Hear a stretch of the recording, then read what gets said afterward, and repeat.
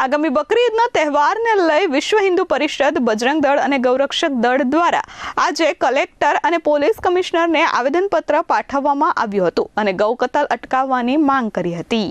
આગામી બકરી ઈદના તહેવારને લઈ વિશ્વ હિન્દુ પરિષદે પોલીસ અને કલેક્ટર સમક્ષ આવેદનપત્ર પાઠવ્યું છે અને કલેક્ટર વતી રાજ્યપાલને પણ આવેદનપત્ર પાઠવવામાં આવ્યું છે। સુરતમાં ગૌવંશ તસ્કરી અને ગેરકાયદે કતલ મુદ્દે આવેદનપત્ર આપવામાં આવ્યું છે। બકરી ઈદ પહેલા સુરતમાં ગેરકાયદે ગૌ કતલ અટકાવવાની માંગ વિશ્વ હિન્દુ પરિષદ દ્વારા કરવામાં આવી છે। સંવેદનશીલ વિસ્તારોમાં ગૌવંશ તસ્કરી વધ્યાનો આક્ષેપ પણ વિશ્વ હિન્દુ પરિષદ દ્વારા કરવામાં આવ્યો છે।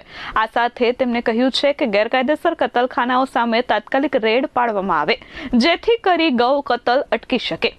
વીએચપી સાથે ગૌરક્ષક દળ અને બજરંગ દળ દ્વારા પણ તાત્કાલિક કાર્યવાહી કરવાની માંગ કરવામાં આવી છે। આગામી દિવસોમાં મુસ્લિમ સમાજનો બકરી ઈદનો તહેવાર આવી રહ્યો છે ત્યારે કાયદો અને વ્યવસ્થા જળવાઈ રહે તે માટે પોલીસને આવેદનપત્ર આપવામાં આવ્યું છે।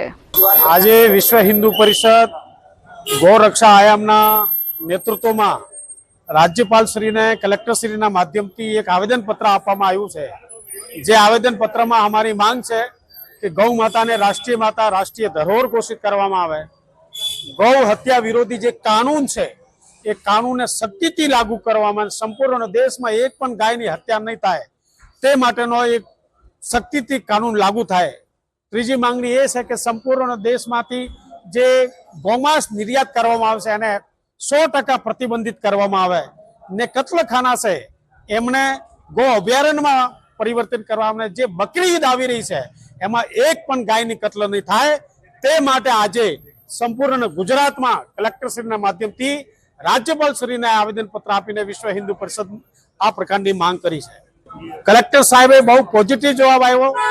એમને કીધું કે અમારા દાયરામાં તે થતું સંપૂર્ણ મદદ કરીશું, એક પણ ગાય હત્યા નહીં થાય માટે અમારે જેટલું પણ થાય એવો અમે પ્રયાસ કરીશું।